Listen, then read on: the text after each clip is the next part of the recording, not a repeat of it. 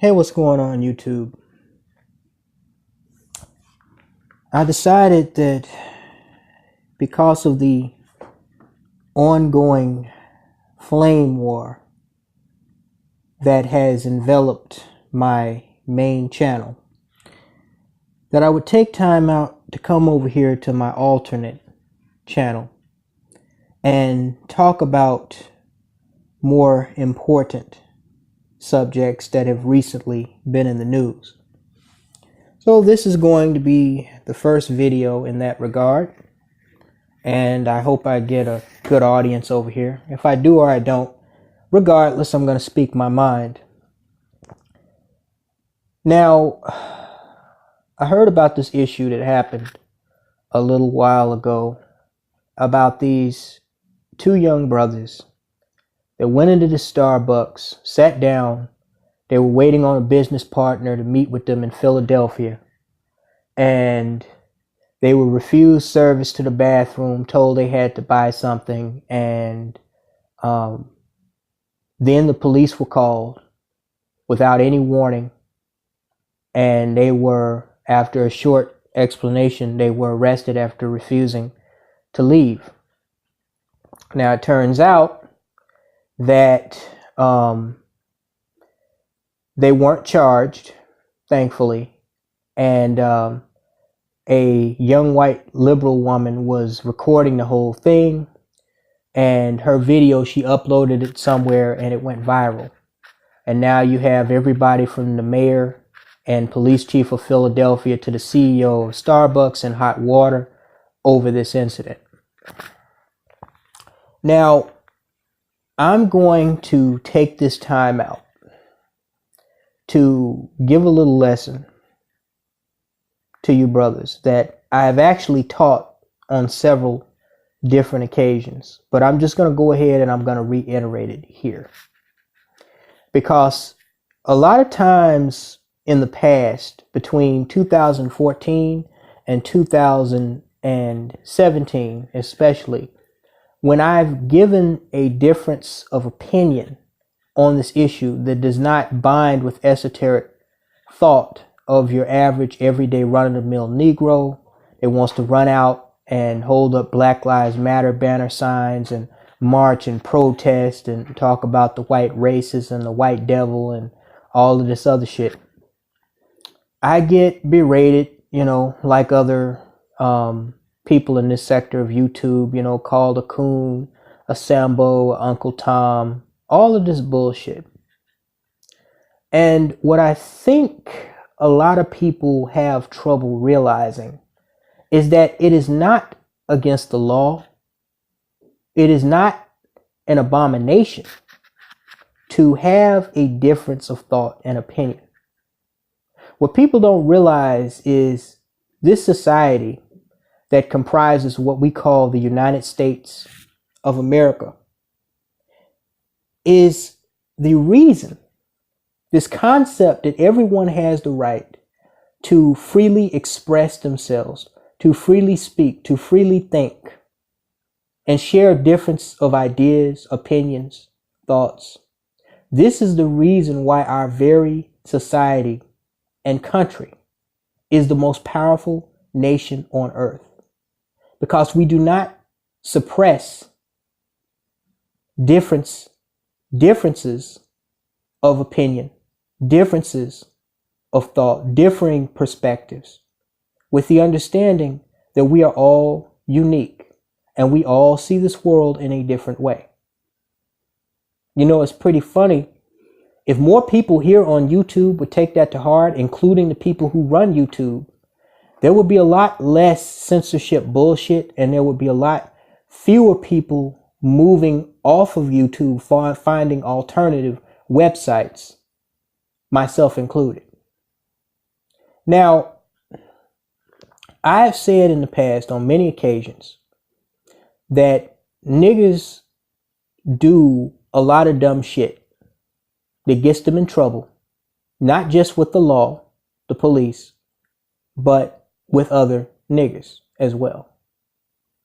And that if, it's funny because I say the exact same thing about black women and people want to tear into me for it. I'm not the only one. People think, oh, you just bashing black women. No, no, no, no, no, no, no. I talk about black males too. I say, if they stop acting, well, let me say that a different way. If they start acting like they have some sense, if they show some respect for themselves and show some respect for other human beings, maybe they'll stop finding themselves on people's videos slammed to the pavement, shot when, they just got a phone in their hand or whatever. This type of stuff will stop happening because society will stop seeing them in a certain way. Let's not forget, most Negroes get shot by other Negroes. Now, many of you hear what I just said and you're ready to jump to conclusions. Oh my God, he's blaming these two black men. All they were doing was sitting there. You a coon. You a coon. No, dummy. Hold your horses. Pan on the brakes. What I am simply saying is that's what I say in most cases. Because in most cases, like in the Stephon Clark case in Sacramento about a month ago, he was breaking into people's cars, running from the police. So they're hyped up. Their adrenaline is pumping. They already know this guy is in the commission of a felonious crime. They see an object in his hand. Boom, boom, boom. Shots fired. He's dead. Okay. Now, that does not mean that I believe that in every fucking case, the police are right about things. I am not only an eyewitness to this, I am a testament to this. That you have police officers that are damn wrong in many cases. You have racism that still exists in many cases between black people and white people. You have people who should never come anywhere within a stone's throw of hell of having any type of authority, whether it be judge, jury, cop, politician, in many different cases. I understand this. And this appeared to be one of those times, one of those rare few times that is indeed the case. You had two black men, two young black men that looked like good brothers. I don't know them personally, but they didn't look like thugs. They were just sitting there minding their own business inside of a Starbucks. I mean, most of us have been to Starbucks. We know what it is. You go in there, you get some coffee, you sit down, you use their Wi-Fi, whatever. It's a very liberal, diverse environment, But these guys weren't doing anything. The manager who called the police on them was in the wrong, just like the police who arrested them were in the wrong. However, there's a twist. And a lot of people aren't going to like this. A lot of people are not going to like this. Okay? The twist is that while the police and the store manager were very wrong, and the store manager should have been fired, and hopefully she never gets a job, in retail or food, anything ever again, because she's a dumb something that I can't say here on YouTube. These two brothers were in the wrong too. I know what a lot of y'all, as soon as I say that, what? Huh? How can you say that? Oh my God. Well, oh my, what? You are Uncle Coon. You are Uncle Ruckus. You are Uncle Tom. Hold your horses. Listen to what I have to say.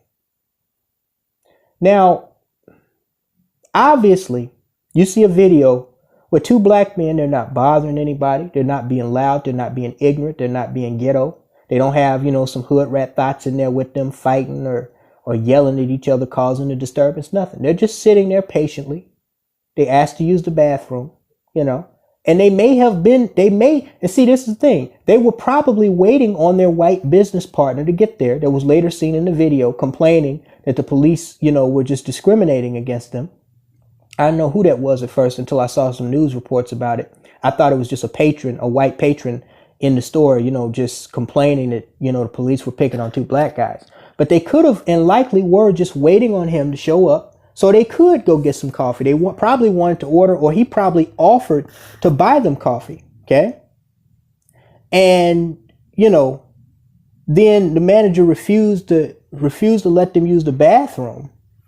And see, what a lot of people don't understand is, now I'm going to tell you two stories that I can actually relate to that rolls into this one story that I've experienced with police and with a person in retail.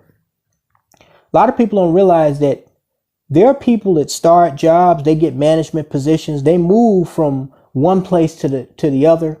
They don't live in the same place where they work. See, we don't know where this black female manager, not black female, it wouldn't surprise me, but we don't know where this white female manager was from. Okay. She could have been, we don't know if she moved to Philadelphia just for work, out of state, or, from another city. We don't know where she's from. Okay. We also don't know what experiences she may have had with other, politically correct term, African American males or females. For all we know, she could have got cussed out, the day before by some dude. We don't know that. We don't know that. What we do know is how she acted and reacted towards these two black men, which was very, very wrong. Also, we know that these two black men refused to get out of their seats when the police politely asked them to leave. That was wrong too. Now, I know a lot of people, a lot of libtards aren't going to like what I'm saying, but it's the truth. And this is why I say that. I personally have had well in excess of 50 encounters with police, with law enforcement in my life. Okay. Out of those encounters with law enforcement, some of them were in situations where the police were, coming after me. In most cases, they were me sending the police after somebody else. Okay. In none of those cases, me as a black man in my 32 years of life, in none of those cases have I ever been put in handcuffs. Nor have I ever went to jail or prison or been charged with a crime. Does that mean that every cop that I encountered was, a nice, professional, humble, Mr., just serving and protecting the neighborhood type of cop? No, not at all. I've dealt with very nice police officers, talkative, friendly. One even helped me start my car once when I was a very young lad working up at a place. My car went down on me and he got in the car. He turned his back on me. Didn't know who I was. Could have been a thug, with a gun on me. He turned his back to me, got in the car and helped me start my car up. He was trying to help me get my car started till my dad got there to help me. So, he smiled the whole time, offered to get me some gas. So they're good cops. But then you have cops, just like here on YouTube, you have different people. You have trolls, you have content creators, you have regular posters, you have people that just view content, but never leave a comment, never make a video of their own. You have different walks of life in any endeavor you encounter in life. Now, the problem comes into play when you have police officers that are stupid or unprofessional or, provocative, or, they just got a badge because they, got their ass whooped in school or bullied in school. And now, they want some position of power like George Zimmerman. The problem comes into play that people like that have, the law gives them a high level of authority over other human beings. So it's understood that you don't want those type of people to be police officers for obvious reasons.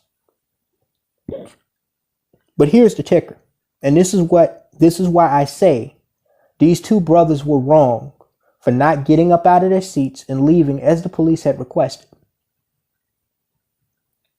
See, in recent years, I've encountered some really dumb cops. I've encountered some really dumb store employees. Okay.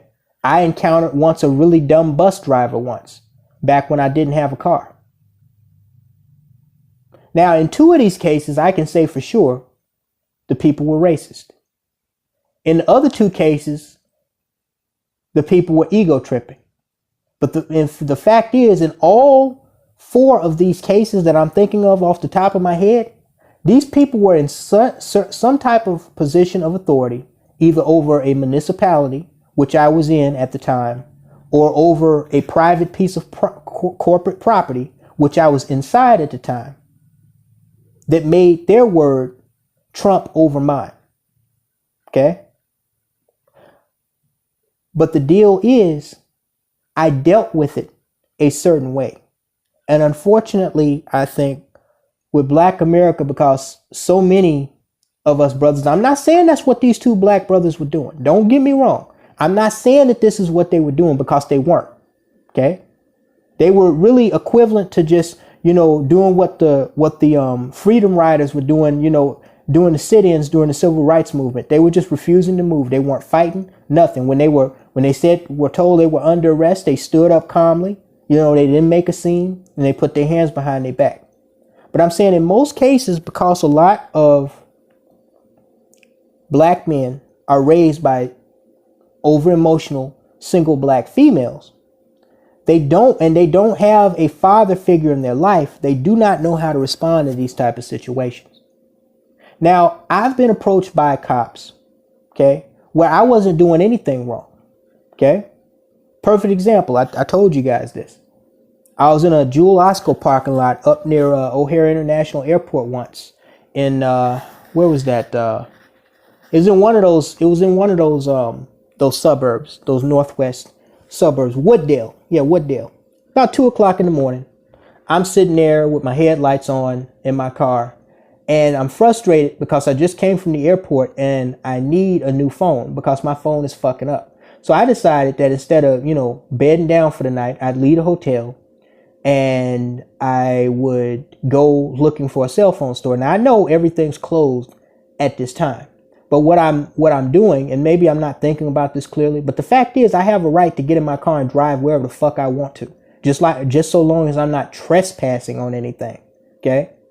Get in my car and I start driving looking for cell phone stores, because my idea is I'm going to go back to the store. I want to mark it in my GPS, and I want to go back to the store when it opens in the morning. Now, obviously, I was restless because I could have just done this by, looking on my phone's internet for stores. But I went around to a few locations only to find out that the information on my internet was outdated, and that a lot of these cell phone stores, or stores that sold the type of phone that I wanted, had closed down or, were non-existent. So I went to this shopping plaza where there was supposed to be one of these stores. Same thing happened. So I'm like, ain't this about a bitch? So I circle around the parking lot and I park in, what's for the most part an empty lot. Only a few cars near the store. And I'm sitting there 2:00 in the morning. This big bald head white cop rolls up, and I see him out the corner of my eye. He's rolling up behind me. His headlights on. He stops, and then he starts to slowly, come up behind me, and then he circles around the side, comes around my hood, and then, over around on the driver's side. I'm like, oh God, here we go. And so he starts questioning me, hey, what's going on tonight? What you doing here? Blah, blah, blah, yada, yada, yada. And I basically explained to him, I'm looking for a cell phone store. He's saying, well, everything's closed. You know what I'm saying? Ain't no cell phone store around here. And so I'm explaining to him, yes, I just found that out. So now I'm sitting here and I'm looking for a new location to drive to. And he starts giving me all this business about, well, this parking lot's private property, and, the overnight workers really don't like, random people being in the closed parking lot. It makes them nervous while they inside the store working in the middle of the night. And this is my town, and I'm gonna keep an eye on everything going on in my town because this looks suspicious, blah, blah, blah, blah, blah, blah, blah. So, there was something that rose up in me that wanted me to kindly tell this cop to fuck off. But if I did that, right, what would have happened then? If I had tried to argue with this guy back and forth, because I said a few things to him, he's gonna get all defensive on me, like I'm fucking with him, and he's gonna come back at me with some bullshit, right? And so I'm like, okay, you know what? Just swallow your pride, because if you go back and forth with him, then he gonna really get in his feelings, and then he gonna call back up and all kinds of bullshit. It's just not worth it. And so I let him speak his piece, and he finally leaves me alone. I'm like, oh yeah, okay, officer, whatever. I'm gonna be here a little while longer, and then I'm gonna leave. He's like, okay, cool. He can't do nothing to me because I ain't doing shit wrong, right? He could ask me to leave the parking lot, which he didn't, which I found odd, but he wanted to fuck with me. So then he drives around the lot, right? He could tell that I wasn't really, I'm not arguing with him, but I see that he's a clown. So he's ego tripping. He's not like ego tripping full force, but he's still ego tripping about this shit because he realized he's stupid. You know what I'm saying? And I kind of made him look stupid by not going back and forth with him. So then he starts shining his searchlight. He drives all the way to the other end of the lot. See, this is why I don't fuck with people that much in my real life. He drives all the way to the other end of the parking lot and starts shining his fucking searchlight across the lot in my face and starts pretending like he's looking for something, waving it around, right? He's just being a troll at this point, right? Now, what's funny is this store, anybody who's been to a Jewel Osco up in Chicagoland area, even at night, they had these huge, tall poles with these giant fucking floodlights on them. So what the fuck does he need with a searchlight for? In a parking lot that is loaded with fucking lights. He's being an idiot. Cause he didn't get the response that he wanted. He wanted me to try to argue with him so he could play the big bad police, oh yeah, you gonna talk to me? Get out the car. So when he finally fucks off, and puts his little 2-inch penis back inside of his pants, all I do is in the morning, I simply call the Wooddale City Hall. I call the police department. I speak with his supervisor, right? I speak with the police commissioner of Wooddale, right? And I make sure I have all the, local news stations and, a couple of civil rights attorneys firms that are, listed in my memo, in a task in my memo, just in case I have to call them. And I discuss with the commissioner primarily about why this cop is an idiot. And he tells me that he talked to the officer. He asked to review his, cause they had those body cams now. He asked to review the body cam. And I let him know in so many words that, okay, I understand, your officer, he got a little hyped up. He was a little bored, ran out of Dunkin' Donuts and coffee. And, he just wanted to find some random person to fuck with. Because if he really thought I was suspicious, he wouldn't have drove right up on me to begin with. Okay. He would have went to an area where I couldn't see him, or where he thought I couldn't see him. And he would carefully observe me to see if I or my car made any strange movements to, say, the back of the store at 3 o'clock in the morning. How the fuck am I going to do something to the store and I'm 1 to 200 yards away from it in the middle of an empty parking lot with my headlights on, right? So I got away from that conversation, letting the commissioner basically know, look, it's all good, but if this happens again, I'm suing y'all ass. And I hung up the phone and said, you have a nice day. And so I know that me handling it like that was more damaging to the cop. In the end, I won. He lost. Because now he's called into his supervisor's office like a little 5-year-old kindergartner, put on detention. And he has to surrender his body cam evidence, right? And he has to sit down and explain what happened to his supervisor. This is a grown ass man. They're supposed to be a cop with a badge. And now he has to explain why he was harassing a black guy sitting in a fucking parking lot, not fucking with anybody. right? So I know he feels some type of way about that. Now I feel sorry for the next nigga he come up on, but hey, I got mine in. Okay. Now the second scenario I had, I'm not gonna tell you about all four of these scenarios because it take too long. I was at a CVS store in Kankakee, Illinois. I just dropped off this young lady that I conversed with from time to time that I knew from my college years, and I dropped her off, and I decided that I had to. Well, I didn't decide. I did really have to use the bathroom. I had to pee, and this is kind of equivalent to what happened at the Starbucks. So I pulled over at the CVS after dropping this girl off. I jumped out, went into the store, and I'm thinking to myself, oh, you know what? I think I'll grab some bottles of water, on my way out. So I was actually planning on making a purchase inside of the CVS store, and they deserve to get put on blast. It's the only CVS pharmacy in all of Kankakee, Illinois. So if you go there and you see them, give them a big middle finger for me. Okay, so I went in there and I went all the way to the back. I found where, it had the public restroom sign for men and women, but it was behind a locked door. So then, I did what I've done hundreds of times.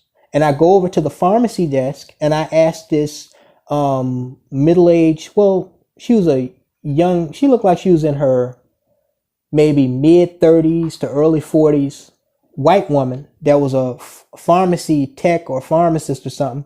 I asked her if if they could unlock the door for me to use the bathroom. And she just bluntly told me, with an attitude, she just bluntly told me, we don't have public restrooms here. And I'm like, but I'm looking at the sign right there. Every CVS has public restrooms. And she just said, not here, they don't. And she never made direct eye contact with me. She was very sharp, and you could tell it wasn't like she was like explaining why, we changed our policies at this store because of such and such. She was very sharp and to the point. I could tell that it's the moment she saw me and I asked her to use the bathroom, she had a certain thing in her mind about me, whether it was because I was black, whether it was because I was a man, whatever. Okay. She had a certain thing in her mind about me, and she was very sharp. Like, in so many words, nigga, get your black ass up out of here. They can't say it like that nowadays, but you could tell this bitch was one of them bitches at the CVS in Kankakee, Illinois, that if this was 50 years ago, she would have been like, nigga, you better get your ape ass up out of here, monkey. Whites only. Why? That's a whites only bathroom. And I'm thinking to myself, whoa, wait, we are in the year 2018, right? The year 1958. Wait, I think we are. Wait, maybe I jumped in a time capsule and went back to the future. I don't know. But so see, this is where black people mess up in a lot of cases, because a lot of black people would have tried to go back and forth with this woman. Okay. They would have argued with her. They would have cussed her out. They would have caused a disturbance. The police would have been called, and they likely would have got led out in handcuffs or forced to leave, right? This woman is basically telling me, not just with her words, but with her demeanor. Do y'all know how to read body language? She's looking down. She's answering my questions very sharply, very blunt. She's letting me know, nigga, you ain't getting in this bathroom, nigga. You ain't getting in this bathroom. You better get your black ass out of here. That's what she's doing. For whatever reason, I don't know what made her think she had the authority to do that, right? Now, so what I did was, I went to the front of the store. I didn't try to argue with her. I asked her two questions. May I use the bathroom? No. But I thought CVS had public bathrooms. Not here, they don't. Okay, cool. So I went to the front of the store and I politely talked to the woman at the front of the store, the cashier. I asked to speak to the store manager. She said the store manager was out at the time. I was like, okay, well, can I use the restroom? And she explained to me that they had changed their policy at that particular store. They weren't letting people use the restroom because a lot of drug addicts were going in there shooting up, and they had a couple of people overdose and die. Right. Okay. So that was the spiel that I was getting fed. But I didn't really like it that much. I didn't really accept it that much, because I'm thinking to myself, now I'm betting if I was, some properly dressed white man in a suit, or, some old white lady, I bet y'all would unlock that fucking door for me. Something don't sound right about this. So what did I do? The woman at the front of the store was much more polite, and she explained herself. She wasn't short and blunt like this bitch in the back at pharmacy. So I said, you know what? That's cool. You know what I'm gonna do? You know what I'm gonna do? I'm just gonna leave the store. It's all good. Ain't no thing but a chicken wing, man. So I leave the store. I immediately look up CVS corporate, and I get their CVS corporate, and CVS corporate, after, waiting on the phone for about half an hour, they give me the direct cell phone number to the district manager over that area. I call this guy a couple of days later. I also call the NAACP chapter of Kankakee, Illinois, right? And, it takes forever for them to get back in contact with me. But I talked with the district manager a few days later, and he explains to me that what the information I was being given about that store's bathroom policy was incorrect, even though it is law that private retailers or corporate retailers, any business can refuse service to their bathrooms to people other than those that are physically handicapped and have certain diseases. That's not CVS's policy. See, just like it was a Starbucks policy that people had to leave if they didn't buy anything.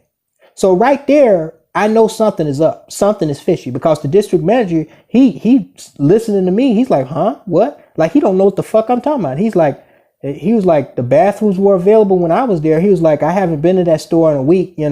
I get around. He was like, I got, 9 different stores to manage, yada, yada, yada. And he's like, I haven't heard anything like that. So clearly the right hand don't know what the left is fucking doing, right? So somebody's lying. Somebody's playing games. So, I let him know what the hell's going on. And then he was like, well, tomorrow I'm going to go and I'm going to speak with the store manager, and we're going to arrange a meeting, and we're going to investigate this and see exactly what's going on, right? So that happened. Then I got into some other shit. A couple of weeks went past. I didn't hear anything, right? And I kind of forgot about it a little bit. But then I get a voicemail from a person that claims to be the new district manager. I don't know what happened in that 2 weeks, but I get a call from a new district manager claiming he's the new district manager of CVS in that area. Okay. And he's telling me that, he was involved in the investigation. He got my phone number information from an investigation that had already been open, and that he has taken care of everything. If I want to talk to him, his personal business number is right here. You know what I'm saying? And I never called him back. But what I did was, about a month later, I went back to the same CVS. I asked to use the bathroom. I noticed a couple of things. That pharmacist, that bitch wasn't working there no more. Okay. And number 2, when I asked to use the bathroom, this little Indian chick with a big smile on her face fucking almost fell over herself, left the front of the store, went all the way to the back of the store, and unlocked that motherfucker where I didn't even have to go to the pharmacy. Okay. So what does that tell you? There are certain ways that you deal with things. Okay. When you are a mature adult, there are going to be people that are going to disrespect you for any of a number of reasons. Okay. Those 2 black brothers in their Starbucks were disrespected, but refusing to get up out of their seats and leave was wrong. Okay. Unless they just felt like they were like Rosa Parks or something, and they were making some political and social statement, I could understand it then. But if they're just like, man, we ain't doing nothing. I understand, brother. I feel you. I've been through it. Okay. Several times. But there's a certain way you deal with it. You're like, okay, well, it's not worth being put in handcuffs. You know what I'm saying? That's cool. Fuck this place. You ain't got to say that. I'm just saying, you just get up and you politely leave. You get the number of the Starbucks store. Okay. You immediately call Starbucks corporate. You know what I'm saying? You call, you get in contact with the district manager. You get in contact with corporate. You already have somebody you have several witnesses that you wasn't doing shit. You call a lawyer and you handle it that way. then you don't have to worry about being put in handcuffs. See what I'm saying? No, they wasn't doing nothing wrong, and it was overblown. And, you know, the manager, for whatever reason, she had some, you know, she could have just been on a PMS fit. It may not have even had anything to do with her being racist. She may have just been, you know, in one of them moods that bitches get in. You know what I'm saying? You know, she may have been on a PMS thing, you know, who knows? But at the end of the day, it's not worth being put in handcuffs. It's not worth being shot, tackled, tased, you know, thrown to the ground. It's not worth all that shit. If people in positions of authority, whether they're store managers, employees, police, bus drivers, whoever, if they're acting out of the boundaries of policy and law, okay, you make sure that you be the best witness and have the best recording equipment around, okay, and you simply go to people who are above their heads, because at the end of the day, everybody has a boss. Everybody answers to somebody. Okay, if you don't answer to nobody else, you're going to answer to the motherfucking IRS, right? So it's no use going back and forth, arguing with people, creating a scene, refusing to get up out of your seat, to be put in fucking slave chains for something that fucking menial. Just get up, leave, and, you know, sue the shit out the motherfuckers. You know what I'm saying? Embarrass them. Now those two guys could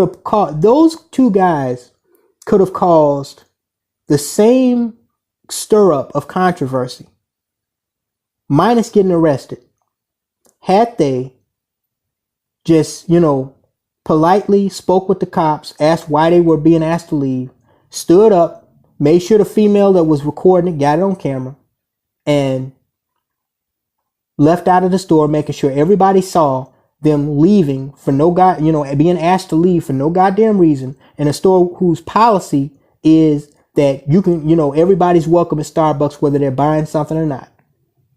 Okay, I'm sure that'll change if that place get too damn crowded and ain't nobody buying nothing. But you know, that's their business model, that you can come in there, you can jump on your laptop, use their Wi-Fi. It's a diverse place where liberals, you know, meet and intersect, right? They got the crappiest fucking breakfast food in the world, but that's a subject for another video. But right? So then that video would have went viral too, minus them getting handcuffed and embarrassed like that. Really, all that whole thing was embarrassment. Philadelphia Police Department, the city of Philadelphia, Starbucks, and the two brothers. That was embarrassing to everybody, okay? But they're not the only ones to go through that shit. What people got to understand is, in life, you're going to deal with people that are going to disrespect you. Okay, you're going to deal with situations where you're treated unfairly. You don't have to take it. All you have to do is deal with it the right way. Because when you deal with it the right way, you end up winning in the end. Minus taking any losses. You get the last laugh. Might even get a settlement, hell, depending on the situation. That's my 2 cents. Talk to you later, guys.